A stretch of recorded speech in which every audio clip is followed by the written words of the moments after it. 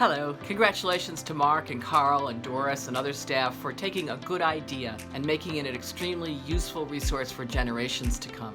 Thank you for stalwart creativity. LGBTQ-RAN is the creation of new knowledge, which empowers. What was groundbreaking about LGBTQ-RAN was that it was queer religious people who were doing the preserving and documenting of our own history, and doing so online. There are now more than 350 collections in our collections catalog, and that number grows every week. LGBTQ-RAN was an early innovator in creating online exhibits. LGBTQ-RAN is ensuring that future historians remember and recount our legacy.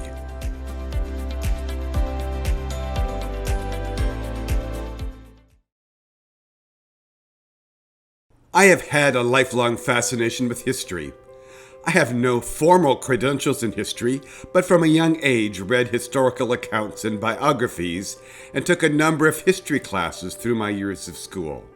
In the mid-1990s, I was directing the United Methodist Reconciling Movement. The board was doing strategic planning, and the facilitator hung a timeline on the wall and asked us to record events and people that had led us up to our present day. So I wrote down the names of my mentors: Paul Abels, Michael Collins, Joan Clark. I was shocked when most of the people in the room said, "Who are these persons?" Not even a generation had passed, and our LGBTQ Methodist forebears had been forgotten. So I resolved that someday, in some way, I would ensure that our history would be captured and remembered. In the year 2000, I was in the midst of vocational transition and recalled that earlier resolve. Living in Chicago, I approached Chicago Theological Seminary, known at the time for including LGBTQ studies in its curriculum. After a series of meetings with leaders there, we agreed to explore establishing an archives at the school. I secured a small grant to study some options for doing this and spent some months talking about this with a variety of LGBTQ religious scholars, historians, archivists, and activists. Responses from these conversations were, number one, yes, it's now time for an organized and concerted effort to record our history. And secondly, we don't need another physical repository. What we do need is a way to locate collections that are scattered around in different archives. When I look back at the almost 20 years since I began work with LGBTQ-RAN, I'm reminded of how ahead of the curve the project was from the very beginning. Few archives even had all of their own finding aids on their website, and it was still a dream that a researcher could go to one search platform and search for collections across a number of archives. I asked several scholars, archivists, and activists, Mary Hunt, Rebecca Alpert, Ken Rao, Joanne Brown, Jim Anderson, Bill Johnson, Frank Zarilli, Gordon Melton, to serve on an advisory team to shape this venture. They all said yes, which confirmed to me that the time to act had come. From a technical perspective, the catalogs and histories and biographies and exhibits on the LGBTQ-RAN website weren't really unique or unusually difficult to do. There were other people on the web at the time who were creating the same kind of material. Instead, what was groundbreaking about LGBTQ-RAN was that it was queer religious people who were doing the preserving and documenting of our own history, and doing so online. We were adding ourselves to the record and to the public conversation, instead of depending upon often hostile cultural institutions to do so for us.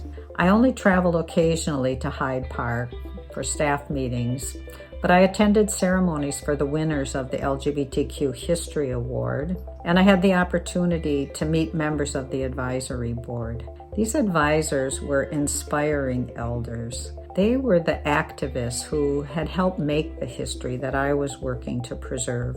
Early questions we asked included how would we get people, many of whom were in dire danger, with significant consequences ahead for being out. They were in danger for putting themselves in the public arena. Religious groups in those days, and some still today, were rather unforgiving. Was it ever ethical to ask our queer siblings to make themselves vulnerable for all eternity?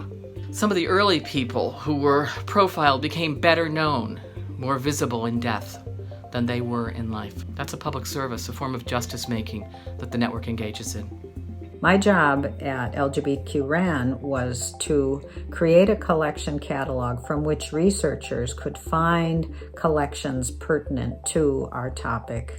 Another aspect of my role at LGBTQ-RAN was to encourage donors and advise them on how to donate their records.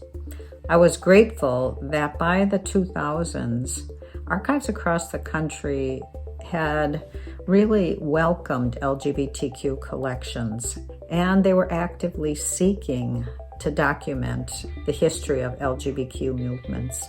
Our intention from the onset was to be inclusive of all spiritual traditions and expressions around the globe.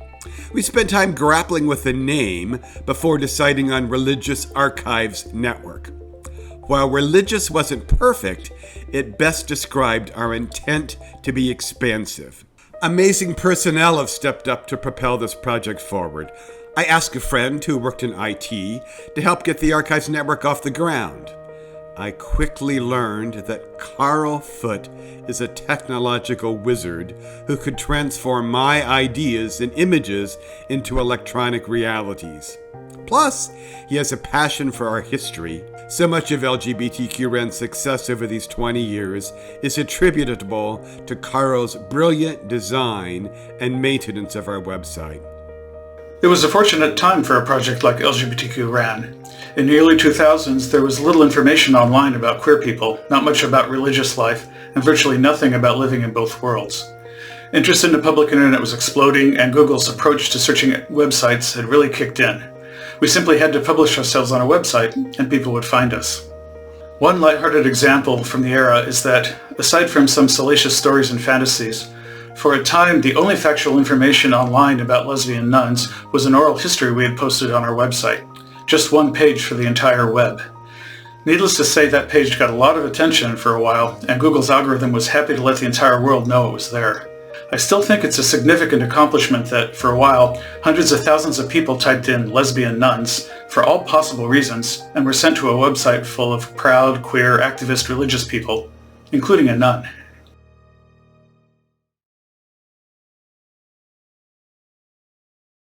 Our next venture was to collect biographical information. Our ever-expanding profiles gallery is the most visited part of our website. A Google search on the name of an LGBTQ religious activist usually lists the LGBTQ-RAN profile at the top of the search findings. And these profiles of our leaders have provided a valuable constituency and community to support our work. I never thought about the internet being a location where you really could explore deeply questions that hadn't been looked at before and bring together pictures and ideas and thoughts and really make a museum online. I recommend that anybody who hasn't clicked on the exhibits page on the LGBT-RAN site to do so right now, because what you'll find there are amazing stories that aren't often told, that really reveal the importance of what Mark and his colleagues have done and continue to do. I honestly can't imagine work that is more fun and more fulfilling than this. I have been blessed to hear and read so many stories of courage and suffering and redemption. You can find all these on our website. Every time I use the network website, whether for research or for teaching, I realize how little I know about the heroic and inspiring people in our field. I want to know more. Whoever imagined that we were so many, that we were so diverse, and who knew that we were so bold and so committed for so long? Thanks to the network, we know, we'll continue to know, and that energy will enliven us and generations to come in perpetuity. Thanks so very much.